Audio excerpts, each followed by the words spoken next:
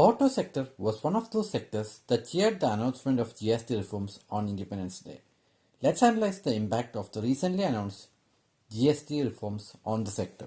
We may be referring to some of the companies in this video. This is not a buy or sell advice. In the two-wheeler segment, the GST on all vehicles not exceeding 350cc will have a reduced GST of 18% against 28% charged earlier. However, the GST on motorcycles exceeding 350cc will have an increased GST of 40% against 28% charged earlier. There was a cess of 3% on motorcycles exceeding 350cc, which stands removed. However, this would still increase the overall cost of motorcycles exceeding 350cc. For small cars, the GST reduction from 28% to 18% has been a relief. Any cess charges has also been removed. This would be a boost to car sales as the prices will come down considerably. The hybrid vehicles will also be taxed at par with internal combustion vehicles. There were some expectations of a lower rate for hybrid vehicles. The GST on large petrol, diesel and hybrid vehicles has been increased from 28 to 40%. Even though the GST is increased, the compensation cess was removed. The compensation cess on large cars varied from 15 to 22%. So the overall effective rate would come down significantly with the new GST rates.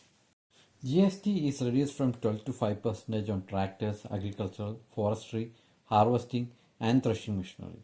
GST reduction to 5% will be applicable on various tractor components as well. The GST on three-wheelers have also been reduced from 28 to 18%. The GST on bicycles and its parts have been reduced to 5% from 12%. On auto parts and components, a uniform rate of 18% will be charged irrespective of their HSN code. GST on buses, trucks and ambulance have also been reduced to 18%. The GST reforms should benefit two-wheeler OEMs like TVS, Bajaj and Hero MotoCorp.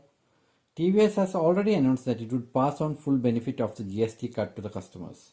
Even for Acer, who dominates the biggest bike segment through Royal Enfield, bulk of its sales happens in the 350 segment, which will see a tax reduction. Similarly, parts manufacturers will also benefit from any increased vehicle sales and uniform GST of 18%. Tractor manufacturers would benefit from lower GST of 5%.